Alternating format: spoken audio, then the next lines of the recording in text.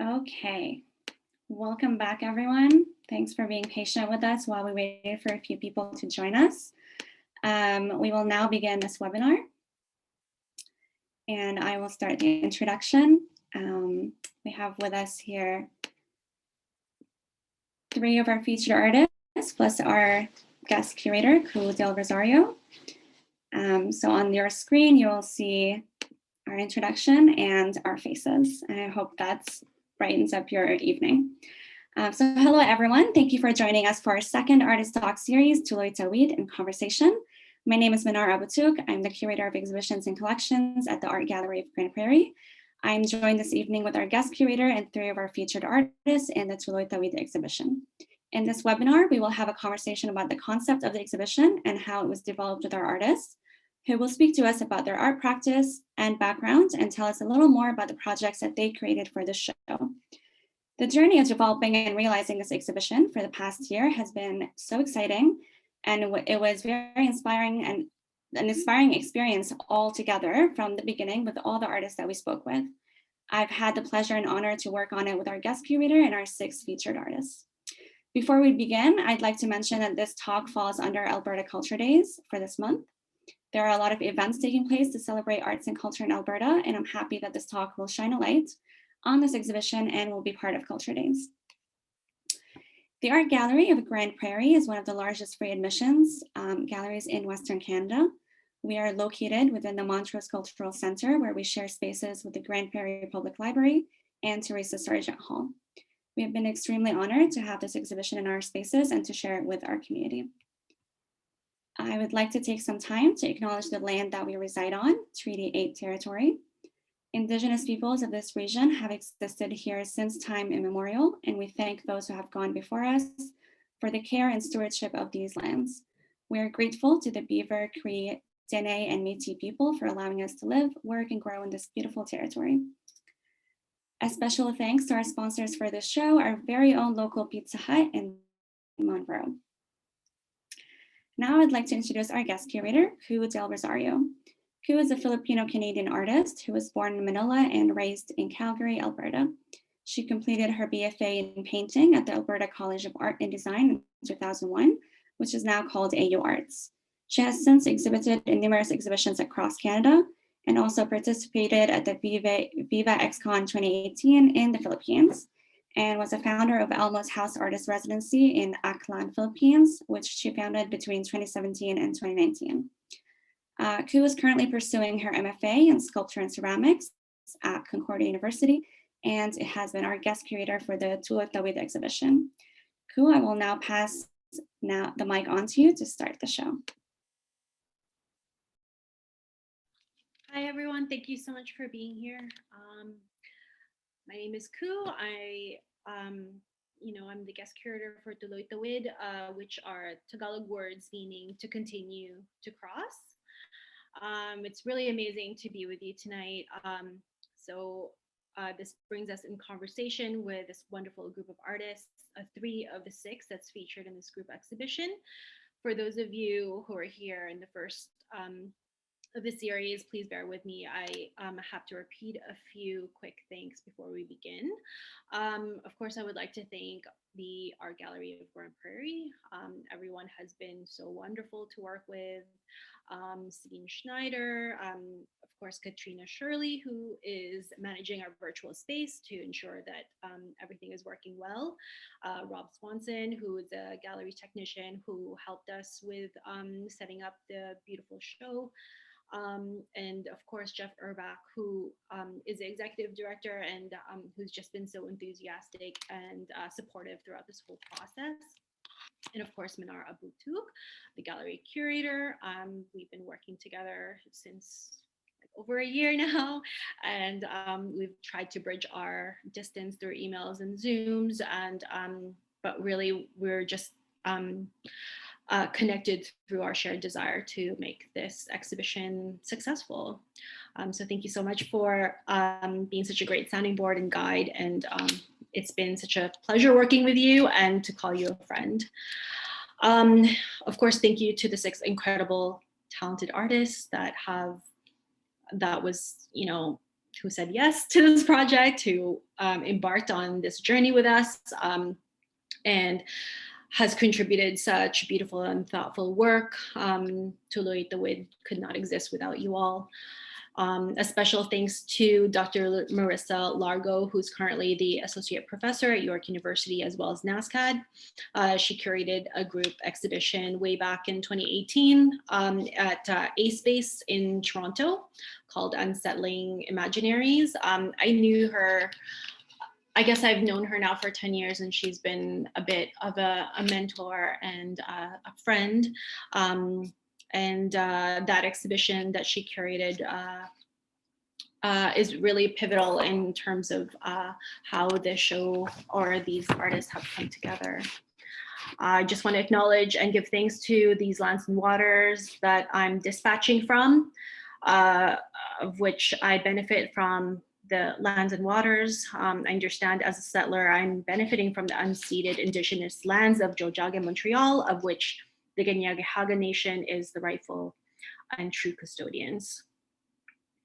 Tuloy Tawid is a group exhibition that brings together 6 artists that are just as diverse in their practice as they are in their perspectives from which they entered this project. In fact, this project was quite serendipitous in its genesis. Derek Chang, who was the gallery curator at the gallery at the time in January, had taken a trip to the Philippines to attend the 3rd Kamias Triennial in Quezon City in the Philippines. That was curated by Allison Collins, Patrick Cruz, and Su Yang Lee. There, Derek was inspired to bring the Kamias exhibition to Grand Prairie with the theme of the balikbayan box, and I'll circle back to that idea in a bit. Before Derek was able to realize this idea,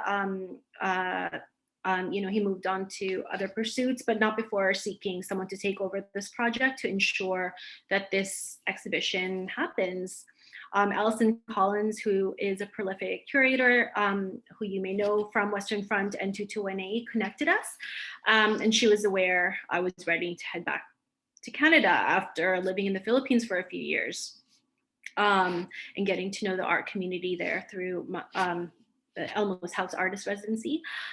And after many emails and meetings with Jeff Urbach, I was brought on as a guest curator. And then, of course, Manar, Abu, Touk, and I started working together. And and this project has undergone many changes since. But after all of that, we're so fortunate to have ended up with this exhibition that we're all so proud of. And so for those of you who are familiar with the term, the balikbayan box refers to the large parcels of provisional goods Filipinos from elsewhere would send to their loved ones back in the Philippines. This custom was popularized during the 70s and 80s when the Philippine government really pushed for its citizens to seek jobs elsewhere. The proliferation of immigration rose in number, and the balikbayan box became a powerful symbol of the Filipino diaspora. Balik means to return, and bayan means town or country. It can sometimes even refer to a group of people. Balikbayan box is a technology that's developed to support the international care chains, preserving family connections, as well as help members of the community maintain and continue their membership through contributions. It's quite easy to romanticize this act of care. It confirms benevolent prejudices about Filipinos. The Filipinos are caring, family-centric, self-sacrificing, etc. And of course, this is true. However, it's just a meager detail. There's a great breadth that's true to the Filipino experience that trouble the issue, that make it so much more rich and beautiful and interconnected. And neglecting these facets is to flatten the struggles and successes of the people implicated by the diaspora, both in the homeland and abroad. And with this project, I was really excited for the artists to explore these nuances, the parts of the story often overlooked or underrepresented. Such exchanges cannot be contained within these boxes, but through the artworks, it opens up worlds to be accessed and appreciated. What exactly are we dispatching to one another? What are the meanings behind the objects we send? Does it change from sender to receiver? What is the weight that heavies our gestures and of the unsaid things? And what of the evolving histories and cultures we hold in our bodies as we move across distances towards and away from each other?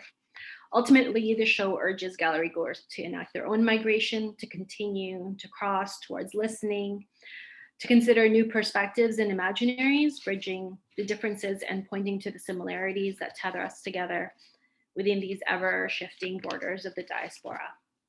Tonight we have Marigold Santos, Julius Poncelet Manapul, and Karen Zalamea, who are all Filipino heritage, as much as they are Canadian, who will speak about their practice as well as their work as it relates to this exhibition.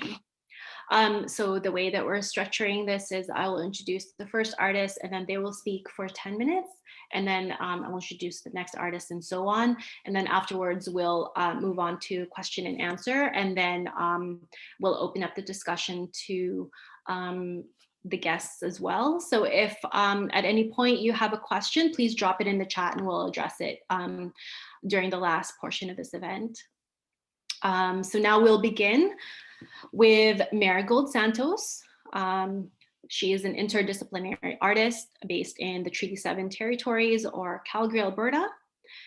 She was born in Manila with family linkages in the province of Pampanga in the Philippines. And this origin really figures in the imagery and mythology that she explores in her work.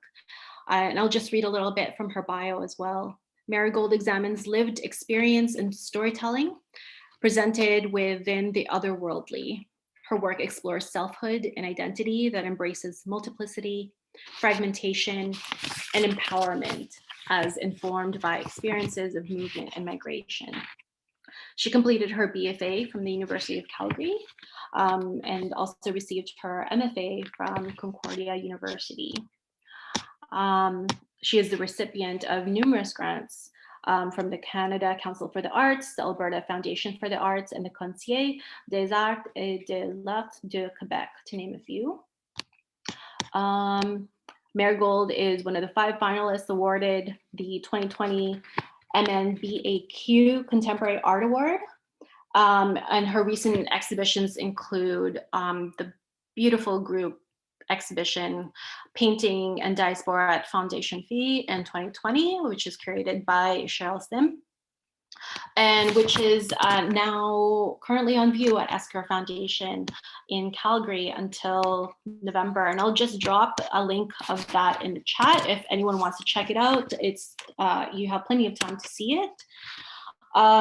Marigold's painting is also featured on the front cover of Tres Estacion's debut book of poems called Phantom Pains, and that is also a beautiful collaboration that is such a beautiful set of poems, and I'll just drop the article of that in the chat. Marigold Santos is represented by Norbert Hall in Calgary and Patel Brown in Toronto. And now I will give the floor to Marigold. Thank you so much, Marigold.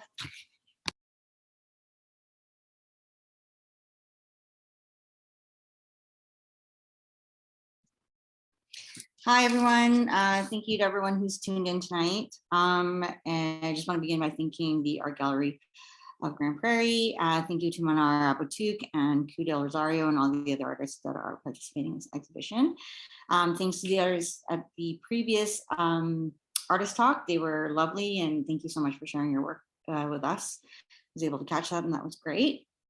I also want to take this time to let you know that I am presenting to you from Treaty 7 territory, and I would like to acknowledge these traditional territories of the people of Treaty 7, the region in southern Alberta, which includes the Blackfoot Confederacy, comprising of the Siksika, Piikani, and Kainai First Nations, as well as the Tsuut'ina First Nation and the Stoney Nakoda, including the Chiniki, Bears Pond, Wesley First Nations. The city of Calgary is also home to Métis Nation of Alberta Region 3. And as I live and work as a settler in this land, I commit to practicing decolonization as a process of constant and continuous listening and learning, and acting with care, responsibility, and gratitude. So with that, I'm going to share my screen and we can begin, and I will briefly talk about my work.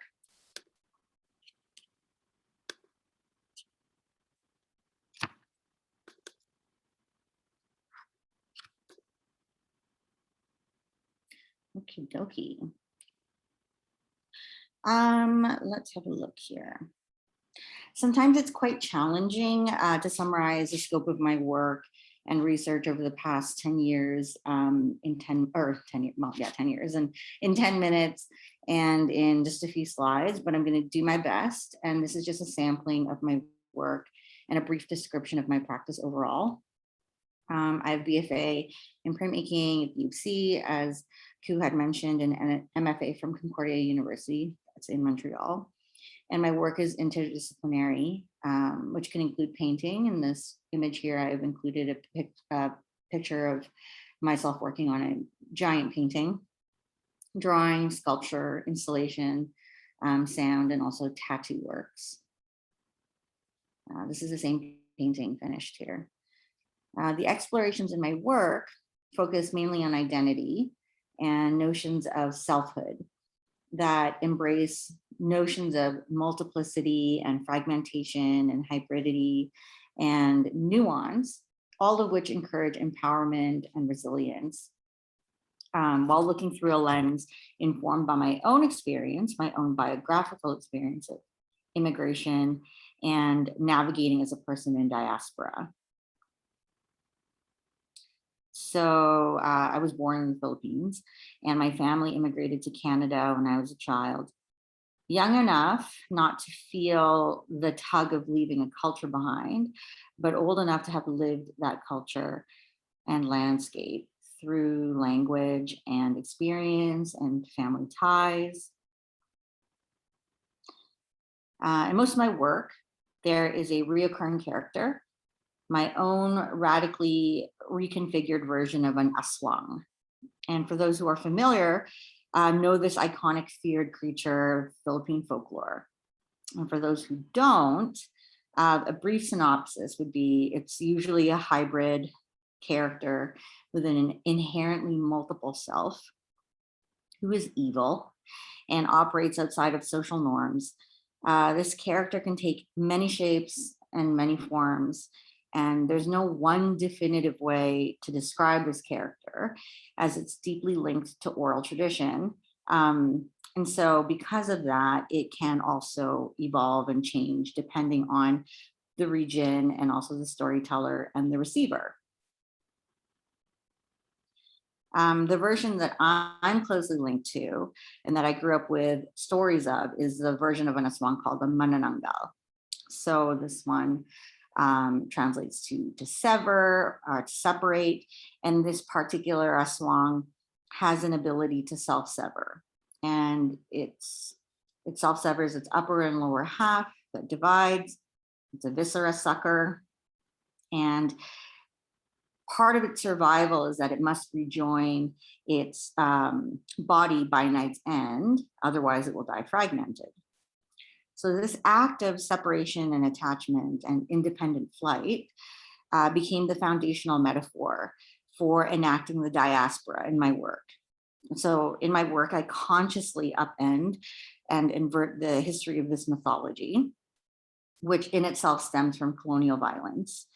And I reconfigure this character. So where the act of attachment and detachment serves as a critical response and a link to survival, and disavows the grotesque and the horror that it originates from.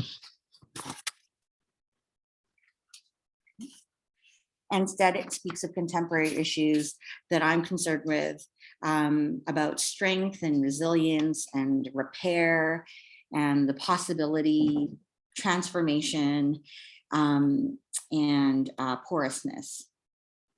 So sometimes the figures in my work that represent these aswang are presented in various embodiments. So in this slide here, you can see they're quite different from the previous slides of that like reclining figure and the levitating or reclining figure in the two paintings. These ones are like inky drawings of shrouded aswang figures. And again, it's an evolution of what I refer to as my version of this radicalized aswang. The ink in my work can represent like fluidity and experience and concealment and revealment through skin. Or sometimes I present these figures comprised of woven elements and they're modular. So the self-severing that I talked about with the aswang then is conceptualized, and it's not only limited to body parts anymore, but it becomes a repairing or reconfiguring attachment, detachment with objects and landscapes and concepts of importance. So here are two larger paintings. So in the work at the Art Gallery Prairie, these aswang characters appear only as severed and independent hands. And they are grasping at like singular elements that are linked to my own personal sensorial memories of the balikbayan box, my own personal experience of it. So these are the three works that are in the show. So my memories of this box are from when we packed them and we brought them with us to the airport and then to the Philippines, and seeing all the other families with similar style boxes. They all look the same: nylon cord, packing tape. They were like packed and weighed to the brim carefully with the objects inside chosen very specifically. And they were brought by us as balikbayan people. So this is one painting that I have in the show here. In this work, I really wanted to focus on the boxes that we brought back with us to Canada, packed with souvenirs and perishable goods, mainly found there, that were made with care and consumed, to be consumed in our current homes in Canada as a way to symbolically prolong our visit to the homeland.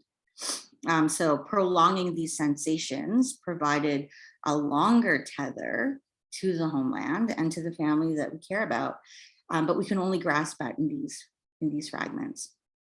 So this hand here, you can see, is made of tangled cord, this nylon cord I speak of, and it's grasping at kasoy fruit, which is a cashew fruit, and many are grown in my mother's province in Pampanga.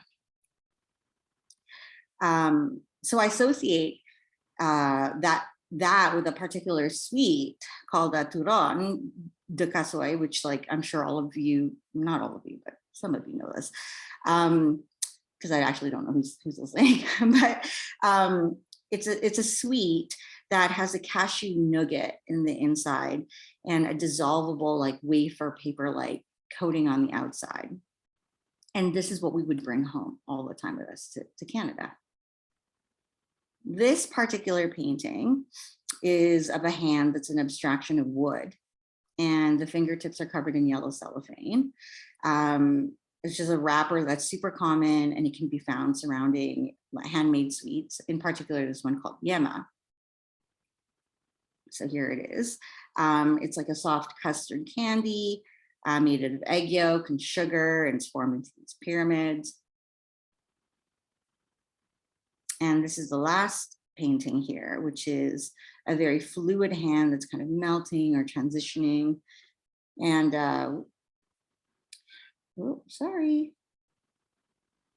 and it's holding grains of rice that have been unharvested.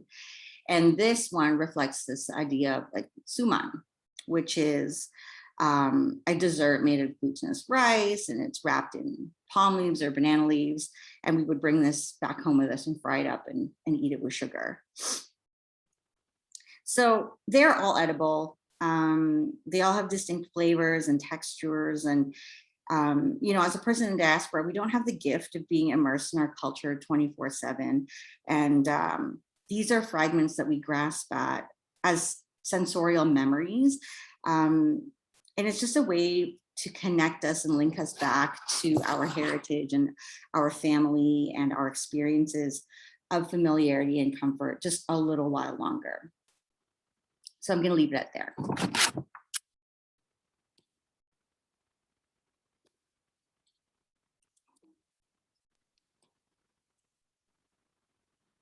Thank you so much, Marigold. That was so beautiful to see those paintings. Our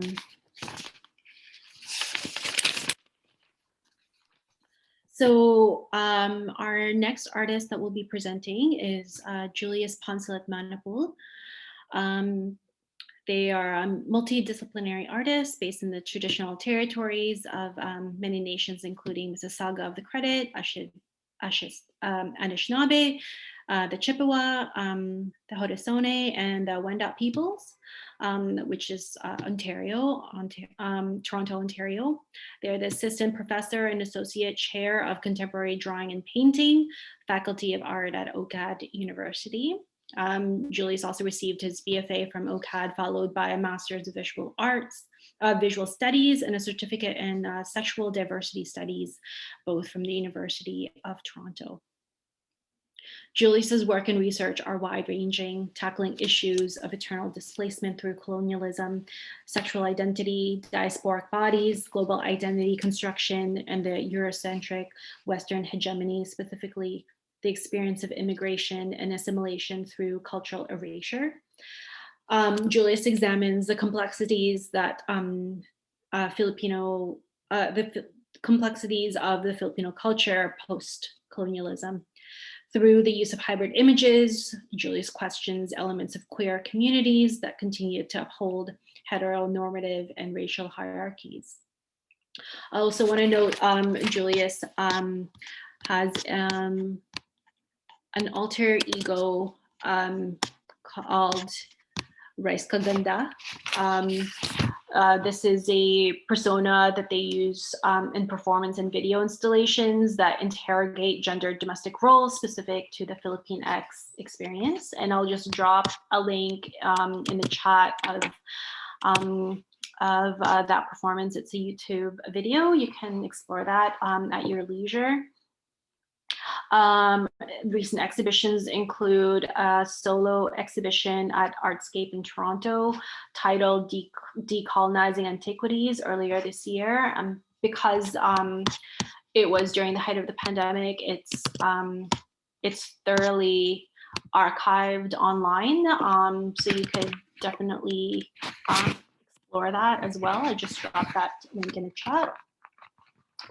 As well, they were included in the group show Pandemia, Community Collage 12 Degrees in January, which is also in Toronto. And if you want to know more about his practice as well, I'm going to drop his, their website in the chat. Now I hand off the stage to Julius. Thank you so much, Julius, for being here. Thank you so much, Ku, and thank you so much for the gallery. So let me just share my screen, and I do want to acknowledge that I am hosted on the land of the Mississaugas of the Anishinaabe and the Haudenosaunee Confederacy of the Wendat. I also recognize the enduring presence of all the First Nations and Métis and Inuit people. Let me just share my screen. Bear with me. How's my volume? So it's okay. Okay. It's good, thank you. Thank you so much. Okay, so this talk, I want to talk about the idea of the balikbayan, but I wanted to retreat back to my childhood, and the thing that resonated to me was this title, Umalis ka na sa araw, which means stay out of the sun, and bumalik ka na sa araw, go back to the sun. Stay out of the sun, umalis ka na sa araw, is a well-known saying back home in the Philippines when parents tell their children to stop playing in the sun, rooted in problematic post-colonial state perspectives of whiteness since colonization. All the way to the present over-exuberant presence of whitewashed Filipino celebrities that occupied our media landscape.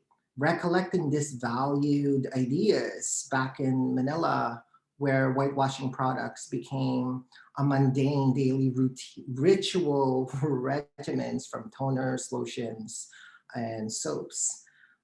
It's pretty hard to see any Philippine cleansing products without whitewashing substance unless you obtain those cleansing products from North America, shipped back to the balikbayan box to the Filipino migrants, back to the living North American, shipping it back to the package to the Philippines. The balikbayan box, which it's translated, we all know balik means to return or to go back, bayan, which means the actual country, represents this cultural exchange, this family kinship, migration, diasporic bodies, and cultural erasure. Simultaneously, the re-articulation, bumalik ka na sa araw, translate go back to the sun, is a reversed ideology that I address to counteract the terms of umalis ka na sa araw, translating go stay out of the sun. Exploring these two different iterations reflects an unsettled diasporic narratives of Filipinx bodies. The contradictions between colonization and globalization pushes this to disseminate what is appropriate, what is acquired, what is performed, and how cultural bodies navigate between spaces, notions of patriarchy, conditioned expectation, and cultural survival. Growing up, learning to avoid the sun in the Philippines is a contrast to the Canadian, North American notions of tanning to perform wealth, health, and class. This was perplexing adjustment for me as I wondered how this assimilation take part in unaccountable appropriated assimilation on both sides as a catalyst for self-refusal, thus leading to the uncompromising position of cultural survival. Balikbayan cloche, umalis ka na sa araw, which means return to your country. Cloche, stay out of the sun, is a continuation in a series of work that explores whitewashing products from the Philippines preserved in glass cloches, reflecting on its critical translation to the daily mundane task of washing one's face and body with lucrative soap, finished with a cotton full of Eskinol toner. These became my habitual basic daily washroom routine, normalized growing up back home in the Philippines. These products are inhabited by Maya birds and butterflies, both indigenous to the Philippines. Recollecting my experiences with these taxonomies crafted from homonormative cis queer male bodies that upholds a template of to aspire to become or desired by. These problematic tropes are crafted from printed digital collage bodies that simulate wings, feathers from paper. The whitewashing products are bejeweled by my fingernails, Swarovski crystals, and basmati rice, stained with Filipino soy sauce in different dilution to achieve varying shades of brown. This organic pigment on the rice echoes skin, covering the images of pale Filipino figures seen on the whitewashing products, displaying both the rice and the figure of whiteness. As you can see here, the rice, the different tonalities in here as well. White vinyl text that says balikbayan hovers over these objects, supported by the glass cloche, reflecting that what it means to return to one's country, or on the contrary, to return back to one's own cultural agency.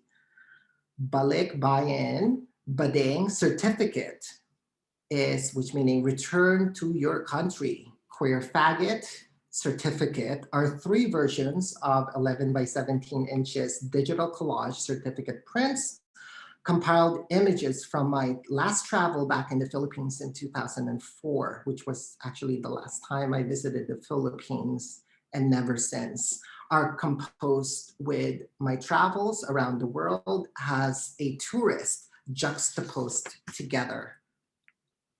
By adding my experiences of returning back to my country of birth with intersection of all my past travels as a tourist, I analyzed and examine my internal nomadic sense of belonging as an immigrant Filipinx living in a colonized country of Canada.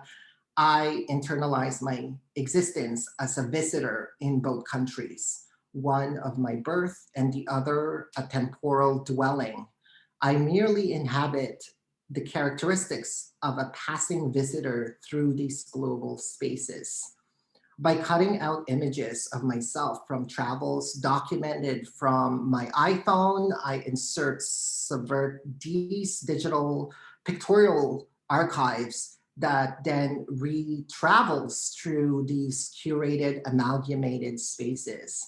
The blank absence of myself in the image points to my distance from the presented space, while the presence of my outline tries to reconnect myself to what was erased and washed out from my culture agencies and reclaiming my sexual identity away from the prescribed gender role, which is now displaced through a sense of unbelonging to a physical space. And I know Ku mentioned Rice Kaganda alter ego, which you see in here, thus conceptualizing and excavating the problematics of many queer diasporic bodies that results to the erasure of memory loss, one's loss of one's country and self-identity.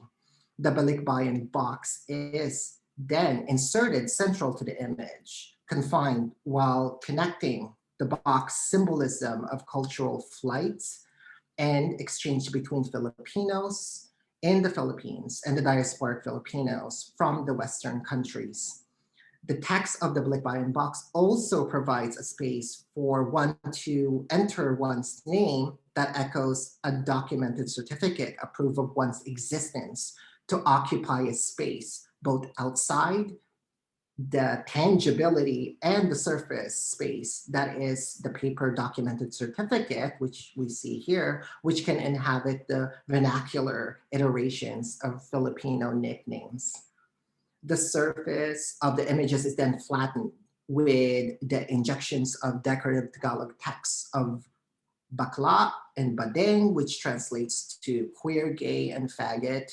This decorative aesthetic creates a screen between the edited narratives and viewers, linked boundaries in the act of looking between space and the personal or present space of the selfie. And to conclude, my art practice address eternal displacement through themes of colonialism, sexual identity, diasporic bodies, global identity, constructions, and the Eurocentric Western hegemony. My artwork focuses on the hybrid nature of the Filipinx culture after colonialism and the gaze of queer identities as taxonomy. My research project looks at the narratives of many diasporic queer bodies that create an unattainable imagined space of lost countries and domestic belongings through colonial pedagogy of knowledge and globalized imperial power. My hybrid images question the problematic sides of queer communities that uphold homonormativity through whitewashing and internalized racism that acts to challenge forms of oppression. And if you want to see more of my work, just go to www.juliusponceletmanapul.com. And I will stop sharing my screen. Thank you so much. Thanks, Julius. I just have to note that I have so many questions for Marigold and Julius so far. And now I can't wait to introduce you to our final artist that will be speaking today. That's Karen Zalamea. She is an interdisciplinary artist, cultural worker, and educator based in the traditional territories of the Musqueam, Squamish, and Tsleil-Waututh, or Vancouver, BC. Karen received her BFA at the Emily Carr University of Art and Design in Vancouver, and received her MFA as well at the Concordia University here in Montreal.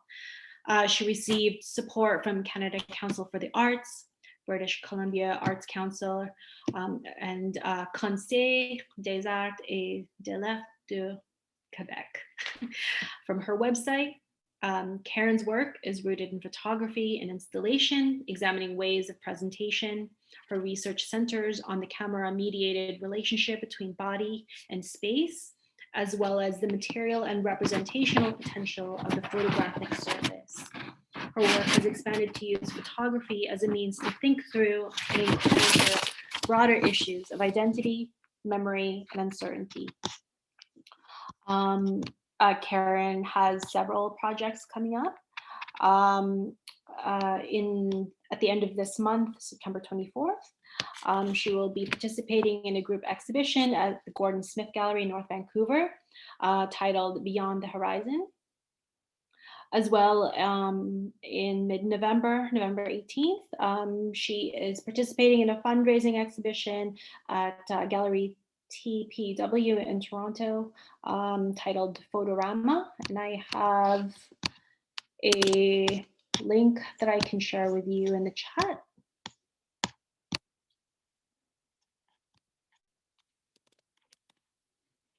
And as well, in April of 2022 is Griffin Arts Project's residency. She's participating in the residency at Griffin Arts Project in North Vancouver. And that's going to be a really exciting project that I can't wait to get some more information about. And as well, I'm going to drop Karen's website as well. And without further ado, I will pass on the floor to Karen. Karen, thank you so much. I'll stop speaking now. Thank you.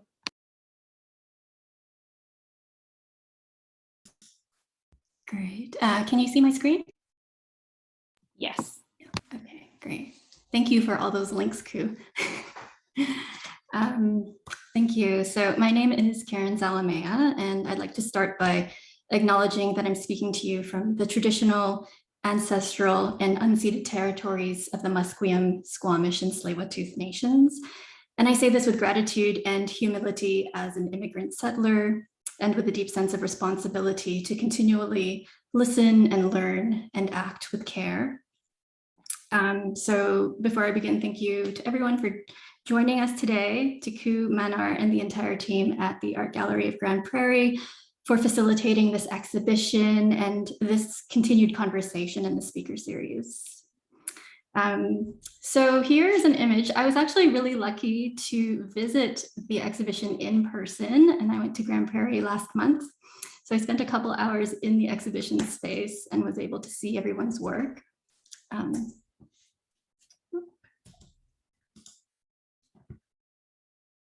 There we go. So my contribution to the group exhibition is actually a starting point, and it's a fairly new project for me called Sunken Garden. And this started during an artist residency and time spent in the Philippines in February 2020. And during that month, I lived in my ancestral house in Quezon City. And it's basically the house that my mother and all of her siblings grew up in. And it's a house that remains in our family. And so I am second generation Canadian born, and I haven't actually spent much time in the Philippines. I had only been there twice prior. The last time was in 1999, so it was a 20-year gap, and the first time as an adult and traveling there on my own. So it felt very significant, but I didn't want to over romanticize the sense of homecoming. I was just more interested in seeing what would come of this time spent in this house. And I was particularly drawn to the marble details in the house. So there's marble tiles on the staircase and marble tiles on the main floor, which I later learned was brought by my great grandfather who's originally from Romblon Island, located in the center of the Philippines, which is renowned for its marble industry. But before I dive into that, I just thought I'd show a couple of previous examples of projects, mostly photo-based projects that I've done to sort of walk through thought processes and the ways in which I'm using the medium. For example, they are lost as soon as they are made. This was a long-term project from 2015 to 2020, wherein I built a 4x5 analog film camera, and I made lenses by freezing water samples in specially fabricated lens molds. And this was a project that I carried out in Iceland. And so with the camera and the ice lenses, I photographed the Icelandic landscape. So this was a materially driven experiment with the camera and its optics, and thinking about the possibilities of the natural landscape capturing itself. Can it reveal and render its own photographic image? What is gained and what is lost through that optical transmission? And so collectively, there were 80 images within this project. And so this work will be remounted again in the group show in a couple of weeks. And so I was thinking through not working with conventional representations of space, of course, with these experimentations, and the expectations we have of quote unquote landscape images, which is really dictated by a historical legacy of landscape photography and its depictions of the picturesque. And so instead, this project was aiming to demystify the construct of idealized views and witnessing transitory encounters, materializing images on the verge of disappearance, and disclosures. So these are more disclosures of impressions of sea and sky, of horizon, vegetation, being and weather, and atmosphere. And this was the final iteration of the project, was as an editioned artist book. So thinking about photography as a mode of encounter while consciously thinking through histories and colonial legacies, ideologies that have been shaped with and by the photographic medium. A couple other projects which were also location-based, and these were photographed during a road trip through the American West, and deploying these representations through a range of processes, from traditional silver gelatin prints to this, which is a laser cut inkjet print on silk. And thinking about photographs that can then function as sort of malleable topographic skins. They can shift, drape, fold, layer, undulate. I consider them to be like soft photographs that conform and respond to the supports that they're shown on. And manipulating photos through collage techniques, eliminating specific geographic references or spatial context. It wasn't so much about identifying landmarks, but purposefully instilling a sense of dislocation, of ungrounding, and distancing the medium from its inherent representative quality. And thinking through this shift from, experiencing a space and it then being a material surface. So playing to or messing with the learned ways in which we optically and physically or metaphorically situate ourselves in relation to spatial representations. And I think they propose alternative modes of recording and of reading space, which brings us back to Sunken Garden in this like circuitous way that I'm thinking about it. So the image on the left, it's an 8-foot by 12-foot banner. It's a photo printed on banner material with grommets along the perimeter. And what it is I photographed each of the steps in the marble staircase of the house.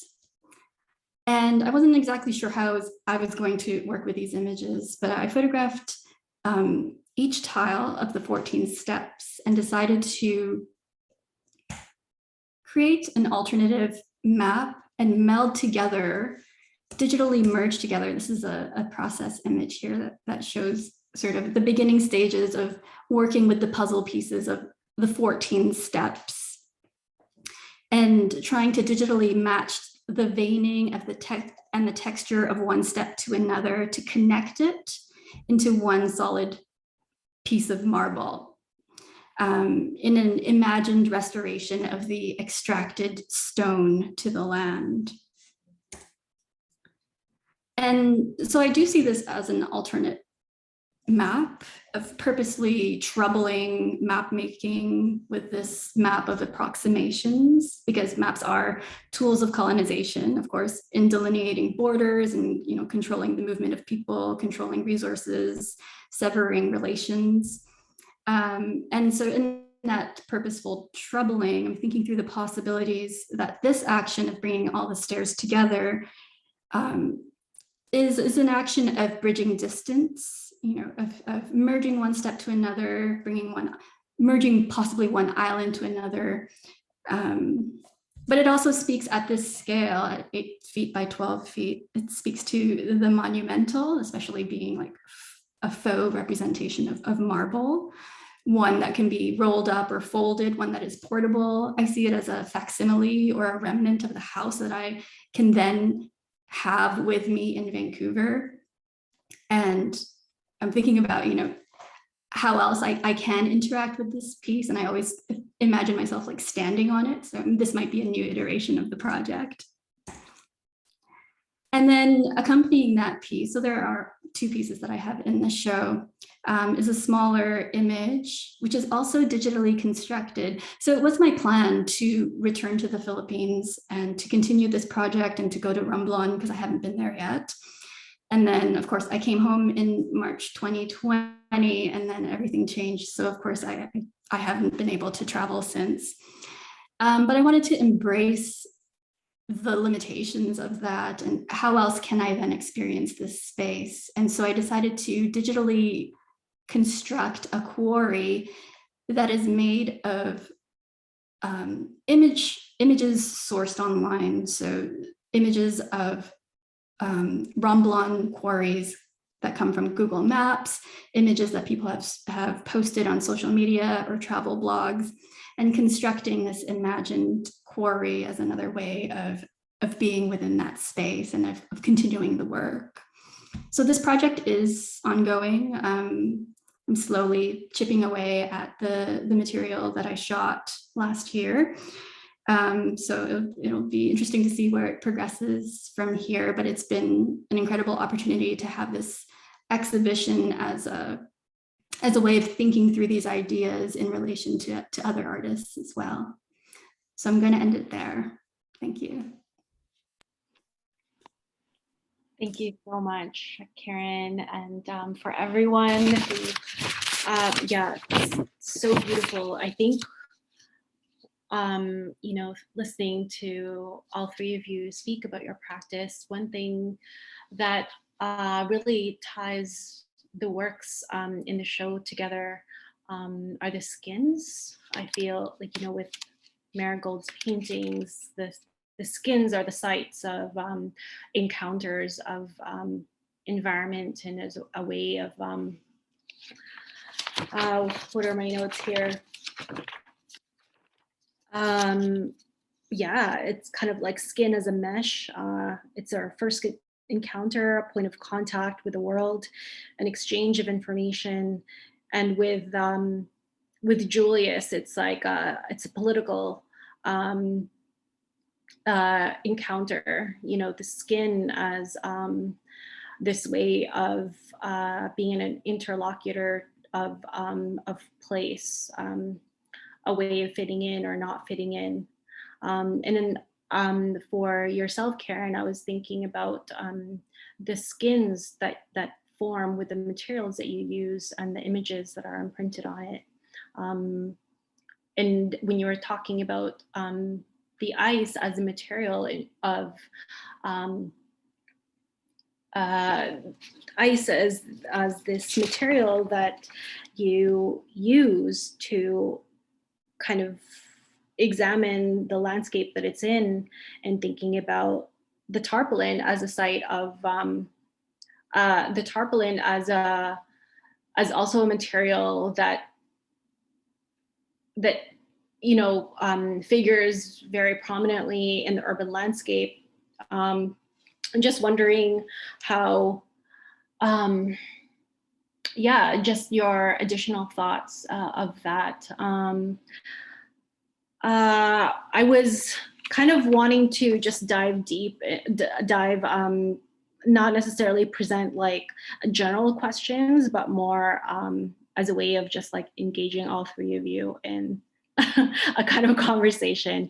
I think that, I guess maybe I'll start with the first question with Marigold. When you're thinking about, like the skins on your paintings, all of a sudden it becomes like this invisible kind of skeletal forms of the arm and the hand. I'm just wondering, if you could talk a little bit more about that, about the materials that you kind of render in these paintings, like, and just like how you see these like these foodstuffs as figuring as a symbol of your encounters with Pampanga. When Pampanga is supposed to be known as the food capital of the Philippines, but I'm just questioning that as like, is that an invented identity? But then thinking about how that becomes like something that we can use as a way to identify ourselves with a place and time.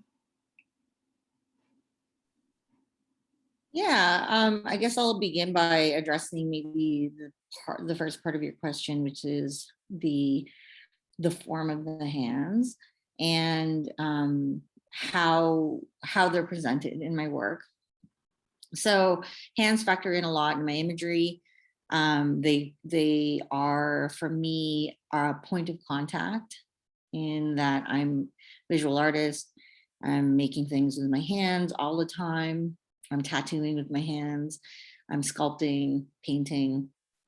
And my sensorial memories really are rooted from where I plant my feet and what I touch with my hands. And so I think about that as a divide too, when I think about like the aswang being something that's severed and severs in half, and upper and lower bodies are divided and experiencing different things at different times. And yet they have to come together and be grounded as a unified whole for survival. And so hands for me are, again, like I said, a point of contact for experience that I speak of in my own.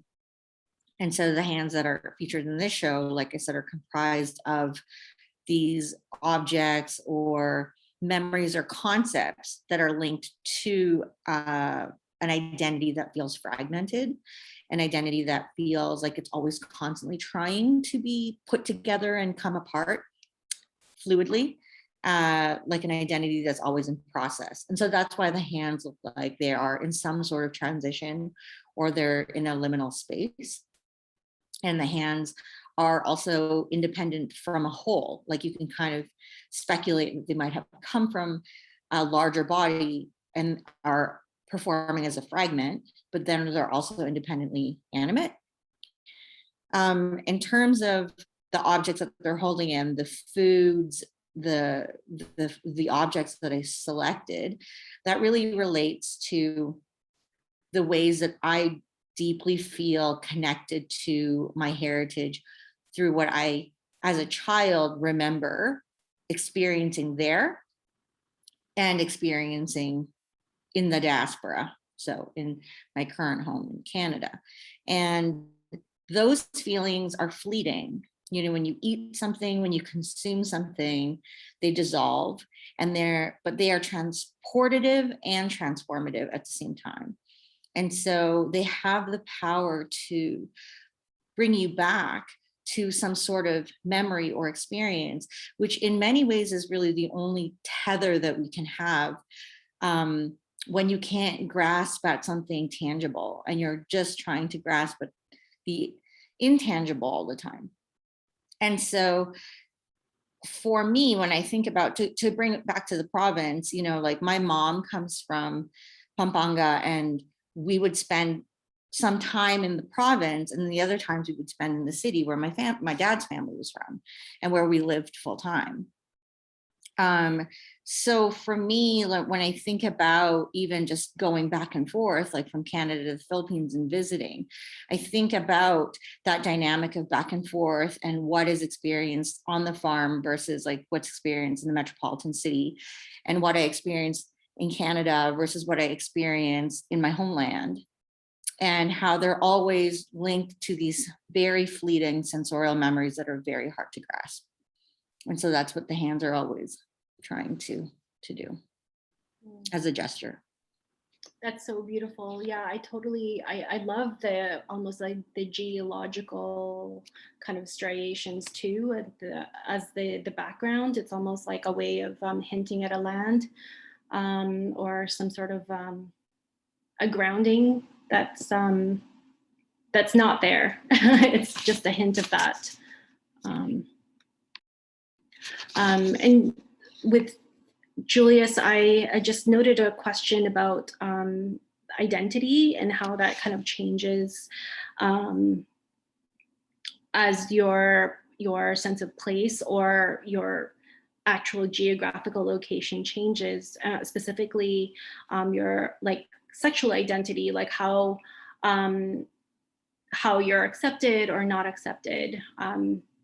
You know, like your positionality, I guess. You know, I was thinking about the kinds of limitations that one might have in the Philippines due to the prominence of the Catholic religion per se. Would you mind speaking a little bit about that? I guess it's odd because it's again a lot of I guess I'm not alone within that diasporic language where I sometimes imagine what it would be like to kind of like, what if I never came here? What would my life be to just be living in the Philippines? Would have been different versus here? Because those are two different like ideologies of upbringing, and to have those kind of dualities. And I'm sure a lot of diasporic artists and creators can relate to that kind of turmoil that happens between those two countries. And sometimes it's usually a country that has been colonized and then a country that represents colonization. And what happens when you are brought up, growing up to kind of as a childhood without knowing any kind of academic jargons and all that stuff. What happens to that child? What happens to that knowing and understanding of fitting in? What have you become? I always call it this like kind of like Pygmalion complex. It's like, what have I become of this too? Where do I belong? It's always that struggle. And I think it's one of those things that I can never find answers to. And I think the answer is that's why we're doing what we're doing. I guess that's why Karen and Marigold, like we're all doing the kind of artwork and execution to somehow find an understanding and kind of like, what happens now? What is the landscape that we belong in?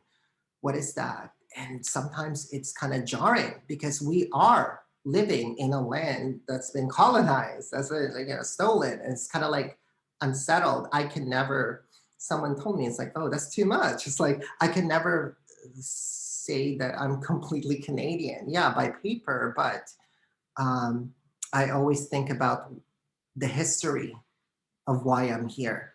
I always think about the struggle of why I'm here, how many people's blood has shed why I'm here, and why do I have to flee my country, and why the reason why I had to flee my country for that reason of politics that is so grounded and rooted within colonialism in the first place.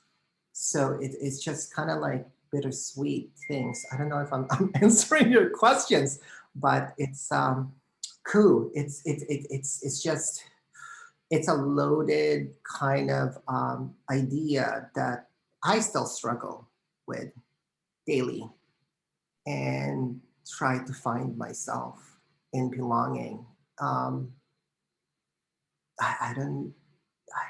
I guess I'm not sure of within those contexts.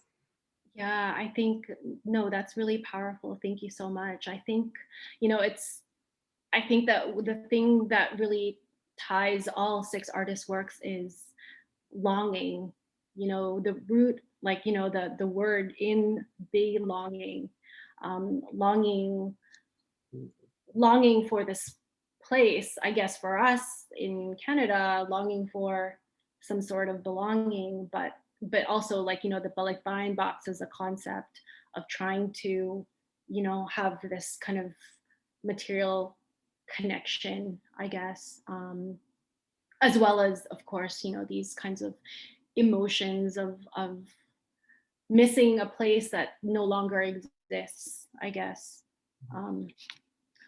Thank you so much, Julius. And I think that beautifully leads to Karen's work as well. This kind of landscape that you are addressing in your work. Can you share a little bit about your research or process of discovery regarding to your history or your relationship to land or this anti-monument of this marble? I guess for this particular project, it was really just about speaking to my family, and asking many questions to my mom, and then it became this unexpected chain reaction where my mom then looped in her sister who also lives out here, and she couldn't quite remember, so she called my aunt in California, who's my grandfather's youngest sister. And so it kind of became this larger network of knowledge sharing and memory.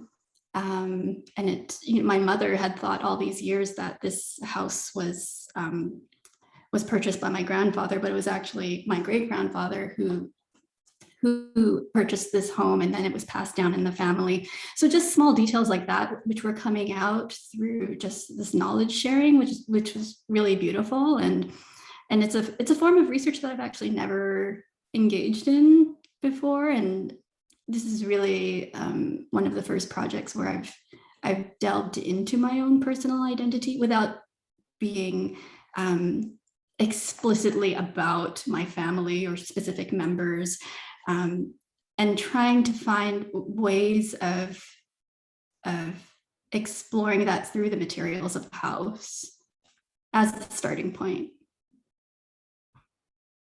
And can you talk a little bit about the tarpaulin and your choice of imprinting this rock to something as synthetic as tarpaulin? Yeah, and it's something I've been experimenting with for a number of years, is playing with different substrates, different materials that you can imprint photographic images on and then manipulate them as volumes in space. And when I was in the Philippines last year, I mean, images on tarpaulin are everywhere for commercial images and also political campaign images and personal images, people wishing someone happy birthday or congratulating their daughter on graduating high school. And then they'll have a large, 8-foot tall school photo of her. And these were just plastered everywhere. And I wasn't aware that this was such a ubiquitous form of like image sharing in the urban landscape. And so I was really drawn to this very accessible way of disseminating imagery, and wanted to see what would happen if I tried to incorporate that in this project, and potentially also thinking about it functioning in relation to shelter, how the tarpaulin can then also act as housing too. So I think there's many like other avenues of how does photography then translate space, but then also become space or become shelter. I find it really interesting to like these connections between the artists, not just the three that's here on the Zoom webinar, but also like with all 6 artists. There's, for instance, with Zeus Bascon, he also, who's based in Laguna in the Philippines, he also used tarpaulin in such a different way, and it's so exciting to see that juxtaposition. But also, and then with Julius and Cologne, like using these rudimentary materials, these assemblages of humble materials, and using that to create this narrative, this global narrative of how we disseminate information through these products. And also the notions of care too, between Grace Lockhart and Marigold Santos's work in regards to these actual goods that we send back, or in the case of Grace, these kind of love letters, and then food as well is a form of love, right? But also, I just have a question for Marigold. We talked about your history a little bit, and I actually did not know that you come from a printmaking background, and now you have a mostly painting practice in conjunction with a tattoo practice. I wonder how that all kind of relates, because I know with like printmaking and painting are such different ways of applying pigment. I just wonder how you transitioned between those, or if you still work in printmaking. I'm not sure. It's a good question. I did do both my undergrad and my master's degree in print media, which is really funny because when I did my master's, I didn't do any print really. And then I did all these other things that I wasn't trained in at all, like painting and sculpture, which I never took any classes in. And that's what I do predominantly now. But I think the reason why I moved away from printmaking was that I was very much consumed by process, and with printmaking it's very process oriented, and depending on like where you're learning and what your practice looks like, you might be forced in some ways to be very good at making multiples. And so it's really interesting because I love to speak about the concept of multiplicity of a self, but in an individual way. And this idea of like multiplicity in making artwork was something that I couldn't do anymore. And I think it took away from the spontaneity of it. So I moved towards what I always loved to do, which was to draw. And so painting for me wasn't even something that I consciously made an effort to do. I just wanted to go back to the beginning of drawing, where I could immediately capture a mark or an idea very quickly and very directly. And so my early paintings weren't even really what you would call paintings, or I mean, whatever. But I would just try to make a really giant drawing, and then all I could find was canvas. So I was like, okay, that's what I'm going to use. But working with having a print background and knowing that there is this idea of layering that needs to happen is something that's repeated in my work from print all the way to even tattooing, but in various different ways.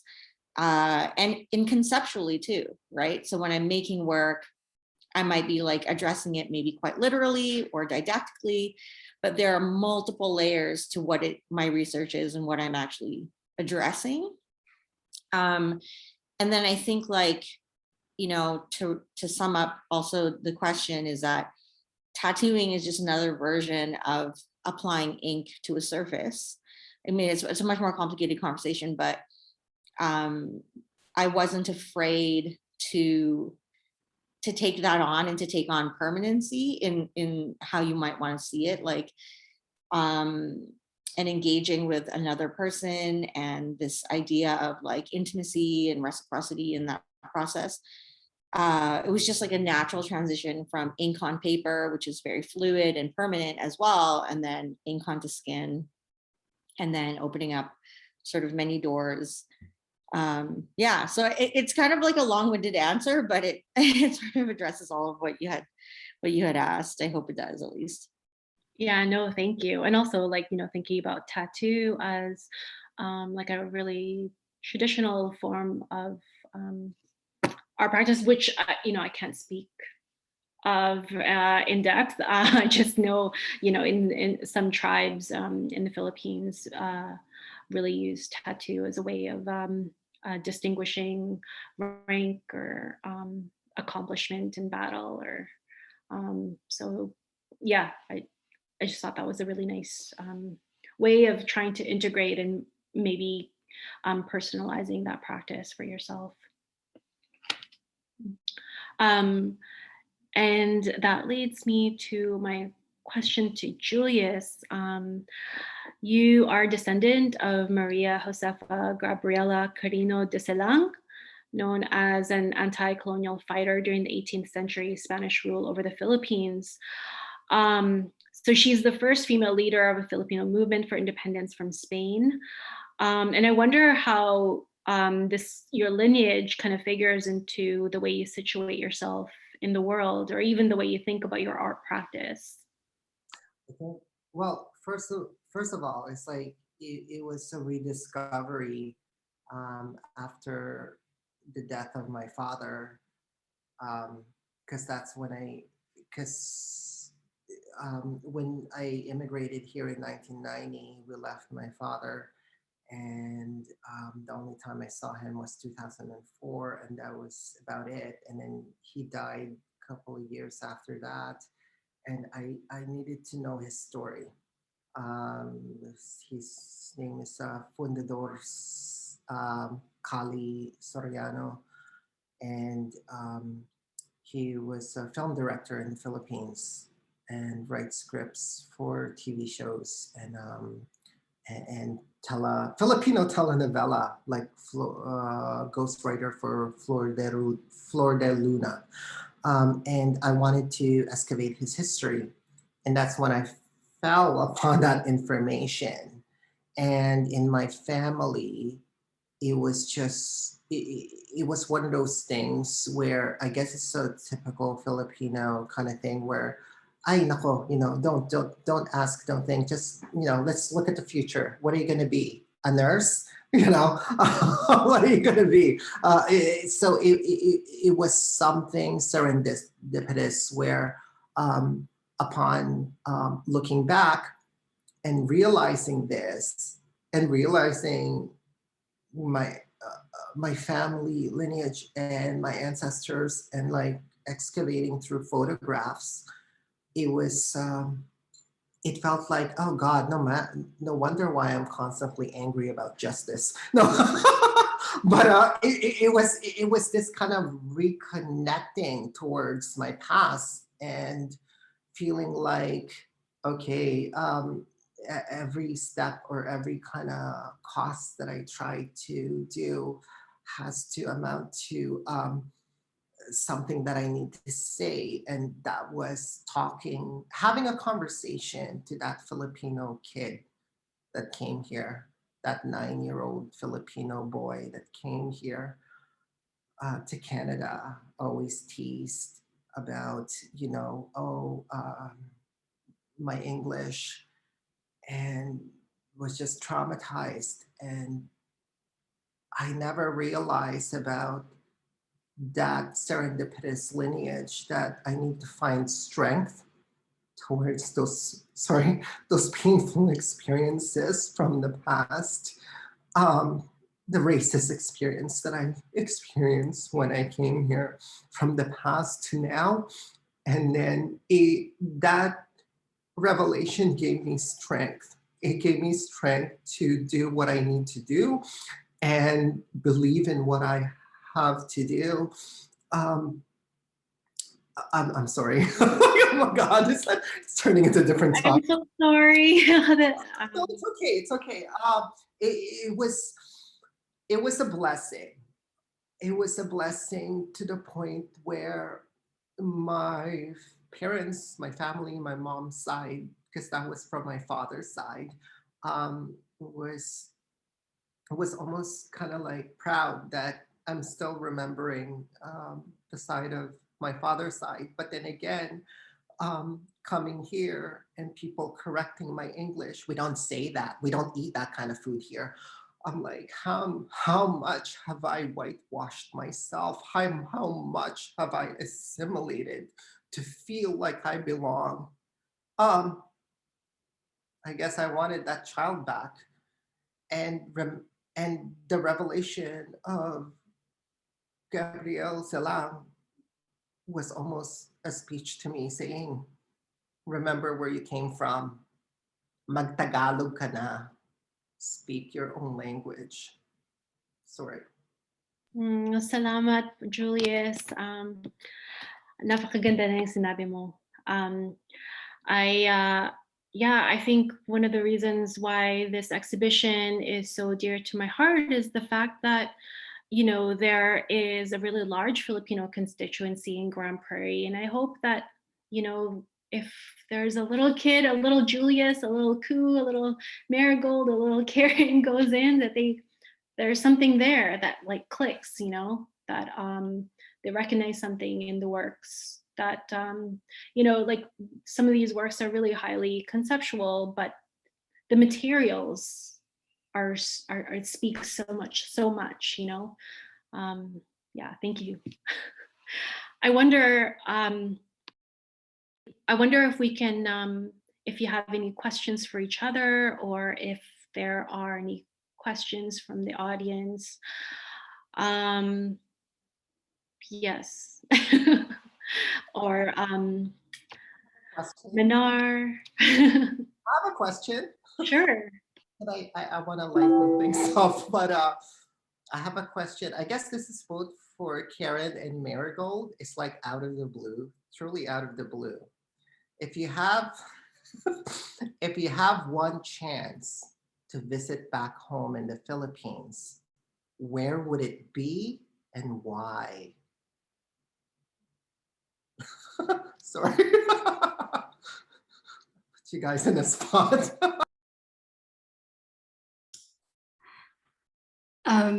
First of all, Julius, thank you for sharing all of that and for being so vulnerable with us. I really appreciate it. But to answer your question, I don't know. I feel like I haven't seen enough of the Philippines. So part of me is thinking, well, I shouldn't go back to Metro Manila. Like I spent a lot of time there. I mean, I'd love to go to Romblon to continue this work, but I don't know anyone there too. So that would be a little tricky, but yeah, it would probably, I don't know, probably go back to Quezon City, go back to the house. Julius, thank you for sharing with us. That was really, really touching. Thank you for being vulnerable. To answer your question, I don't know. And my first probably like desire would be to go see my family, like in Cainta, and I would see them and I would visit with them because I haven't seen them since 2014. Was the last time I was there. But I'm also like, I am 32 weeks pregnant. So I'm going to be, delivering a little baby into this world very soon. And my goal is to be able to travel when it's safe, and to go back to the Philippines and bring my child with me.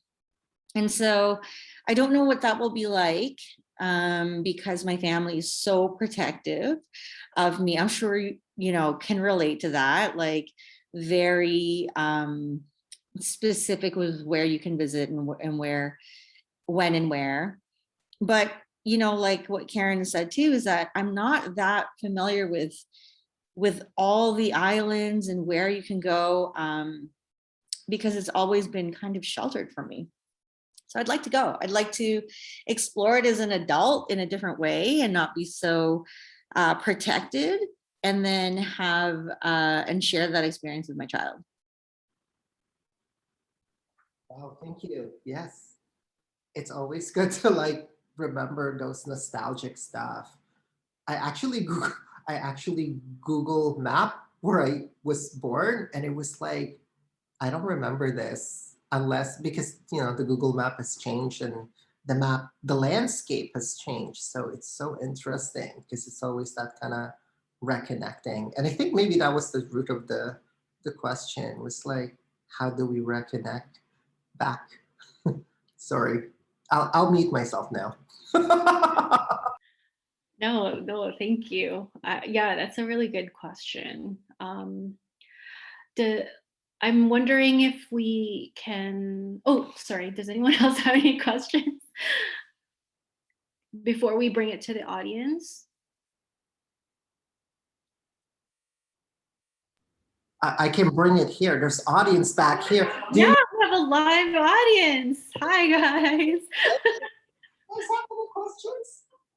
Oh, they're shy. Oh my goodness. I know. Oh, hi, John.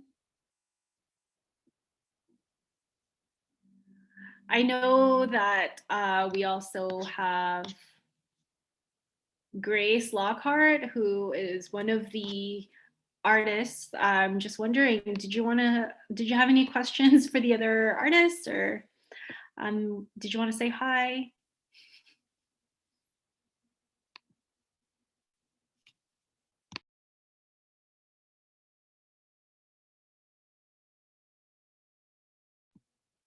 Thanks, John. He says he doesn't have any questions, but he really enjoyed this webinar. Yeah, I think that what I was really looking forward to, and I wish that we could have done this, but for,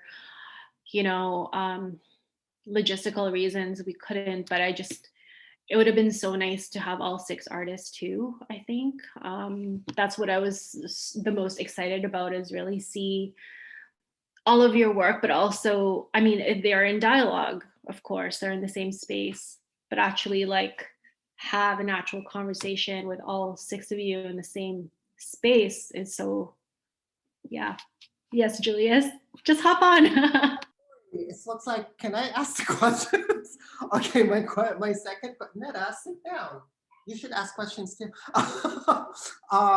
My question is actually for Ku and Manar about how curating this show and just creating, and I'm so grateful as well for creating this kind of platform for ideas and messages that sometimes are kind of like within the fringe. We don't want to hear about those kind of stuff. I'm grateful for. My question is, like, when you guys were planning and curating this idea, and I remember it was about, I don't know, should we title it like balikbayan? Like the box? It's like, oh, generic, whatever. But it surprised me about this amazing new title. What was the process, and what was, if in your views, curating and amalgamating all the artists, what was going through your mind within the process, and the reasoning why this landscape kind of existed or unraveling within itself within this kind of research? Such a confusing question, I know. Sorry. Manar, did you want me to answer this question, or did you want to answer it? I can answer from my perspective coming into the show and the concept. I was told about this concept when I first joined my position in August of last year. And I go into deep research mode when I'm really interested in something, especially when it comes to exhibitions. And it was interesting to me how related some of those ideas were to my own background. And I'm an international curator, so I've lived in a few places, and I found that I've been doing that because of my need to belong somewhere.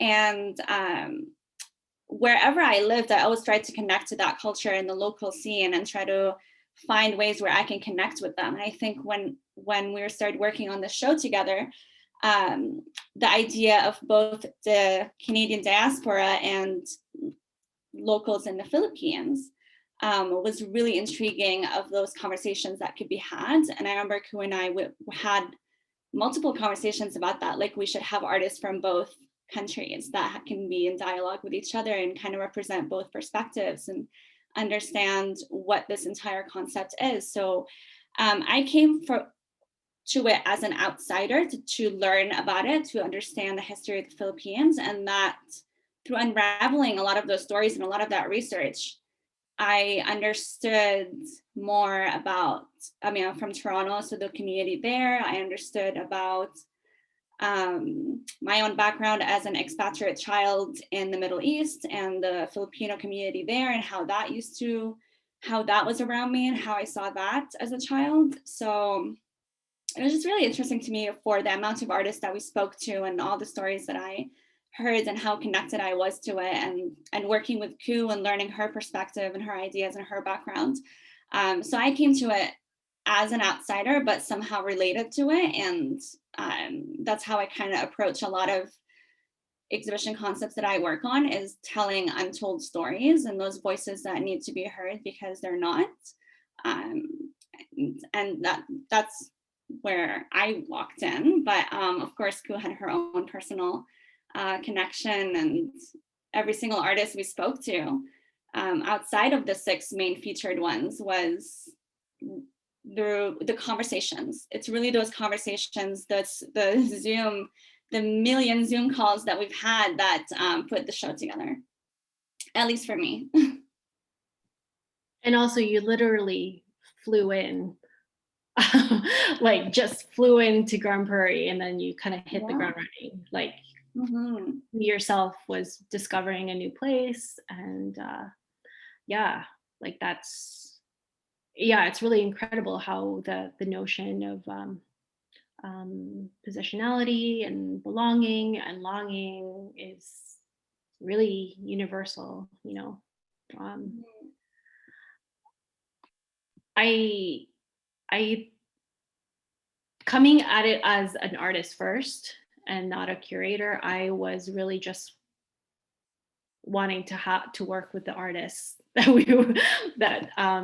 are here, with us, just interested in their work, encountered them in different capacities and different moments in time, and really curious about how each of the artists would handle the prompt, of the balikbayan box as a start off point, as a point that we can interrogate and examine, and also ways that we relate to that, as people from the diaspora, but also people who have received the balikbayan box or have not. We're all connected in this way, and I thought that it would be really exciting to see how all of those perspectives would interact or come into some sort of this dialogue. It looks okay. I think Carl Tawan just pop something in the chat. Is the gallery open to exhibiting works of Philippine-based artists? Is it possible for them to just send their works for the exhibition, not necessarily go there? Not everyone has the ability to do so. Okay, that's a question for Manar. Yes, we do have an open submission process that actually deadline is in 5 days, where any artist, Canada or international, can submit proposals or works for our viewing and for our curatorial team to look through. And that's how you can present yourself to the gallery. So that's our process. And of course, we look at everyone. I mean, I look at everyone, so. That's great to know, Manar. I'm going to be applying soon. No. 5 days. Marie Andre Palon also has a question. Have you experienced discrimination as a Filipino artist in the diaspora? And I think that is a question for all of the artists right now. Thank you so much, Marie.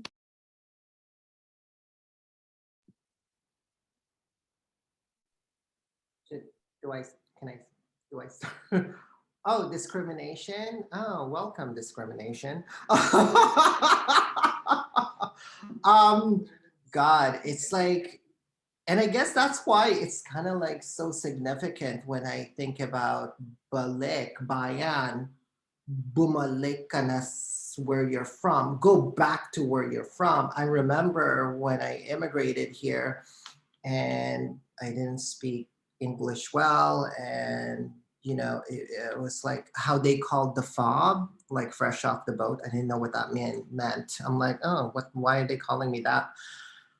But it was traumatizing for them, that uttering that's like saying, fucking go back to where you came from. And I hear that so constantly during my adolescence. And I'm like, okay, I would love to, but the surprising thing is a lot of the people that are saying that are, I don't know, the Anglo-Saxon Canadian, probably historically are not even Indigenous. And I would understand if it was an Indigenous person saying that. So the dynamic of that as a younger adolescent, hearing that and feeling like, shit, they have figured me out. I'm from another country. Shoot, I should use Eskimo even more. Where's that colored contact lens? You know, it was like, how do I assimilate so I can belong? Don't even get me started with the queer community. My God, racist. But so that assimilation felt like, because of that kind of unwantedness of kind of like, go back where you came from, go back where you came from. I kind of retrieve back to a safe place. And it's the scary part is the safe place became this place that's like, I need to assimilate and be like them. And to the point where, okay, stop having the Filipino accent, perfect your English language. In the Filipino families, like, ay nako, he still has the Filipino accent, right? It's like, okay, fine, eliminate it. They're so proud. Everyone's so proud to release their Filipino accent.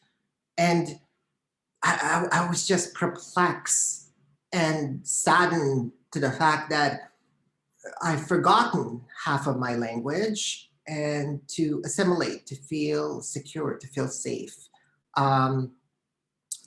Those are the kind of either alienation that I have felt when I immigrated here in 1990. And then when I came to the queer communities, oh my God, it was even more racist, and still is. Asian Express, Bollywood nights, really? Was that necessary? Yeah, but it's quite problematic, and it is still relevant. I mean, why did Donald Trump got elected? It's still relevant, right? Sorry, I veered off somewhere there. Yeah, for sure. Thank you, Julius. Karen or Marigold, did you also want to address this question? I can go, I guess. Yeah, to address discrimination, it is a part of everyday living as a person of color in this country, every day. And it may not be something that is explicit every day. It could be in the bias, and can be in interactions. But discrimination is something that, yeah, people in the diaspora experience all the time and probably will continue to experience it if our society continues as it is. I learned about racism at a really young age when we immigrated. Again, I didn't speak English, I spoke Tagalog. My parents quickly spoke to me or encouraged me to only speak English. And then because of that, then I lost the complete ability to speak my mother tongue well, though I am still fluent in understanding it. And it becomes a thing where you realize how othered you are, even at such a young age. So you realize your differences and you realize that it's not a welcome thing at a young age. Times are changing and we can only hope that they change even more.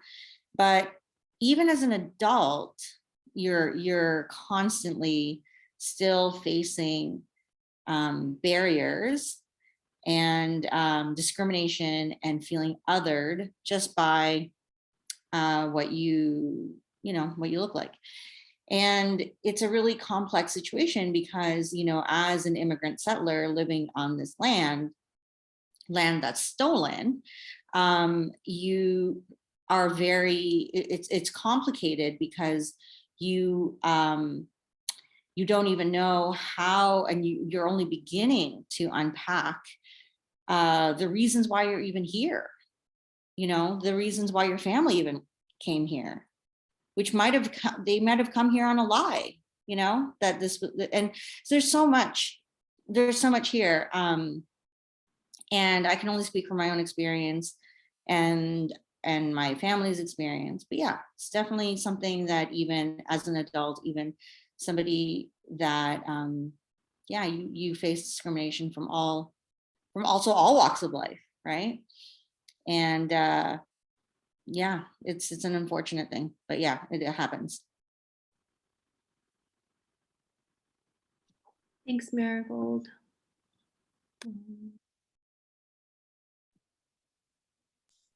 I feel like Marigold just encapsulated that really perfectly. And just to echo, yes, as a racialized artist, individual, like racism, discrimination exists in both explicit and very subtle, insidious, everyday ways. And we learn to navigate that even as someone who's Canadian born, and English is my only language. I never had an accent. And so, but even still, I am still othered in different ways. And so it is something that we navigate, and hopefully things change for the better. And having an exhibition like this certainly allows us to have conversations about diasporic identities, exchanges, connections to the Philippines, and what that necessarily means when artists from both lands are in conversation to the same thematic that you've set out for us.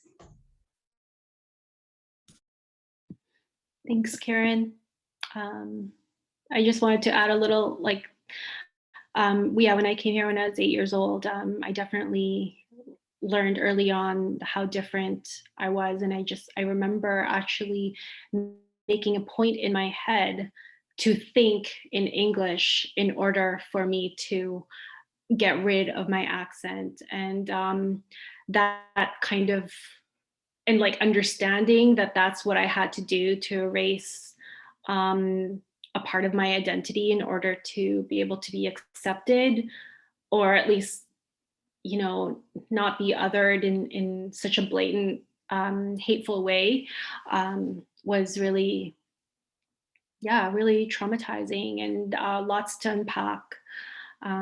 Anyways, I won't go on, but Kevin Belligor had posed a question: can art possibly contribute to stress, or can someone make the best art pieces even in a stressful environment or situation? And I think Kevin is also maybe addressing stressful situation in terms of, you know, the kind of environment that we're describing, like being othered, or I think that's what you're getting at, Kevin. Yeah. And this question obviously is for all three artists.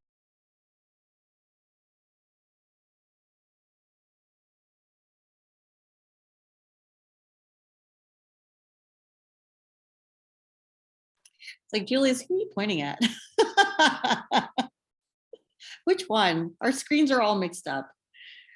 I guess I can answer to begin. Can you make art under a stressful situation? I can only speak for myself, and I can say that it's hit or miss. I think with a stressful situation or a heavy situation, whatever that might be, it can really depend. It can depend on each individual, and it can depend on each situation. I would love to say that, yes, you can make great art under great stressful situations, but I also can say that, no, sometimes you just cannot. And I think that there's a misconception sometimes with art that, you know, you can channel these things that you feel, and then you can like make beautiful work about what you feel. And sometimes it's really not that simple, because as artists too, you know, like as feeling vulnerable human beings that experience the world, you know, you're impacted by the world. Like I can say that during the beginning of the pandemic, there was a lot of pressure on artists to keep producing, because it was like, hey, you're at home, and isn't this what you do all the time? Like, don't you just make work? And it was like, actually, I'm feeling really impacted by what's happening in the universe right now to everybody. And I get to mourn too. I get to be upset, and I get to be affected as well. And that might not make art that is something that I feel reflects what I want to accurately, or whatever, I don't know. But then on the flip side, yeah, sometimes you can make work that when you're really like super stressed out and you bang something out and you're like, wow, that, I don't know where that came from, but that's okay.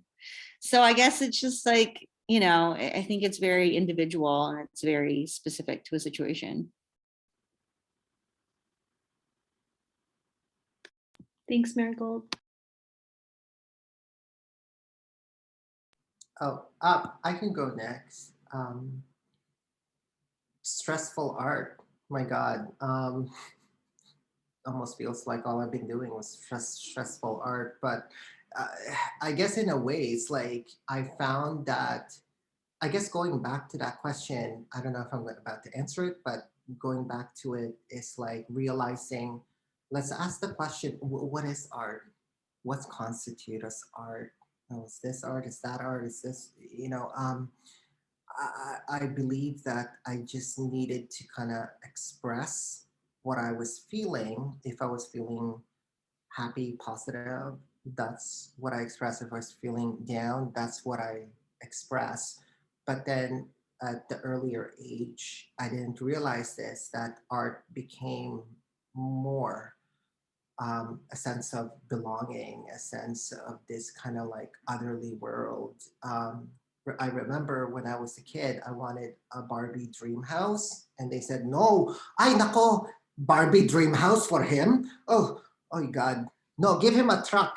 But no, I wanted the Barbie dream house. I couldn't get it. And I was like, God, for God's sake, I will have that Barbie dream house as a kid. I took, cardboard box, my mom's shoe box. I took the remote control truck. I put my mom's shoe box on top of the remote control truck and put flowers in it and stole my sister's Barbie doll and like put it in there. It's like, look, it's a parade. This is before I discovered there was Pride Parade. Look, it's a parade. And what I realized looking back was that art became possibilities. Art became the space where I could belong when I did not belong in the reality of the world. And I realized how much that saved me because I can craft something that I think that I could have, I can belong in. So in a way, when we're thinking about, the tortured soul of the artist, of course we can make amazing work when we're tortured, but at the same time, in the other side of creating, and art is such a big word. What is art, right? Cooking is art. Conversation is art. This is art. So in a way, it's like, to me, I find it in a way as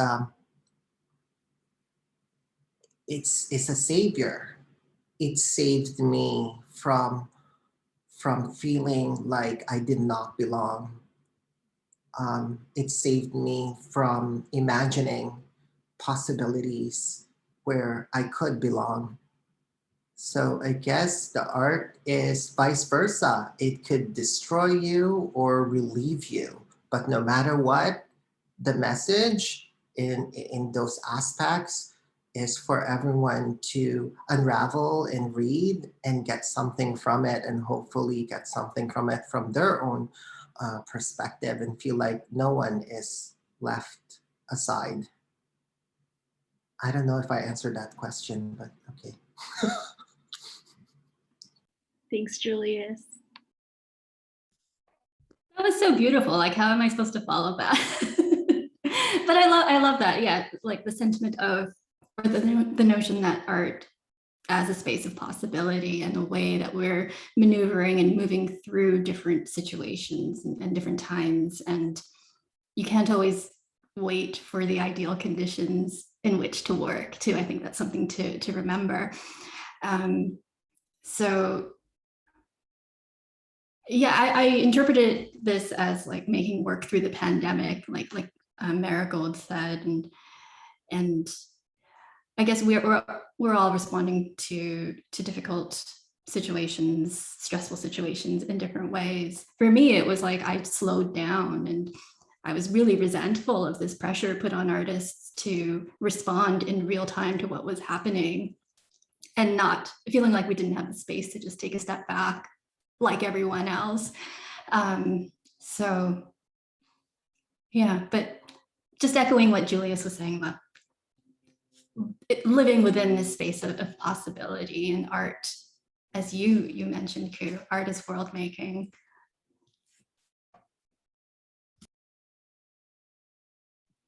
Thank you so much, Karen. I just dropped a reference to a piece of text by Z. Smith called Intonations. I don't know if anyone's read it, but it's making art as something to do during the pandemic. But thank you so much. I think Manar is going to hop on. Yeah, thank you guys, and for the audience and everyone for answering that last question. I think what is art, as Julius said it, is a great way to wrap up our conversation. And on that note, I just wanted to thank everyone, Julius, Marigold, Karen, and Ku, for taking the time to be with us today and sharing their amazing practices. As you can see from these conversations, what this entire year has been, we spent a lot of time on Zoom during the development process and having talks like this in order to create what is now the exhibition. And I've been very grateful that we had that accessibility with our different time zones and the uncertainties that came with the past year. So I would like to thank everyone at the gallery who's also been on this journey with us, working tirelessly behind the scenes. And of course, last but not least, thank you to everyone who tuned in this evening to hear us talk about our exhibition, about art, and the different perspectives that grew out of Tuloy Tawid. So thank you so much for your participation, for asking your questions, and for spending your Friday evening with us, or morning if you're in the Philippines. This concludes our second talk in the series. I want to thank all our 6 featured artists, Julius, Marigold, Karen, Grace, Zeus, and Artist Collective Cologne. For the audience, if you are in the area, you can still visit the exhibition, which is up until September 20. You can also visit our AGGP website to see a walkthrough. We had little snippets earlier of the exhibition. We'll do a full walkthrough and we'll upload that on our website. And you can also learn about all our featured artists. So thank you again, everyone, and I hope you have a wonderful weekend. On that note, I've been in a Zoom meeting before where we say I am complete after everyone is finished with their conversation. So on that note, I am complete, and I've been very grateful to spend this evening with you all. Thank you. You have actually one more question. Oh. Where's your name from? It's very unique. I am originally Syrian, and my name is Arabic. Thank you so much, Manar. I'm complete. I'm so thankful. Thank you so much. This has been such an amazing experience. And thank you to the artist that's agreed to come on board, Manar, the gallery, just, yeah, everyone. Yay. Thank you so much. And thank you, Ku. Thank you. Karen, thank you, Marigold. Thank you, Manar, for giving me these opportunities. My God, woman power, yes. Thank you so much. Maraming salamat. Sorry. Good night, everyone. Good night. I am complete. I'm Thank you. complete. Thank you, everyone. And these conversations made me just wish that we could all have been friends when we were little kids too. Like, come on, little Julius. I'm just picturing it with the Barbies. Come on, so cute. All right. So good night, everyone. Thank you so much. Peace.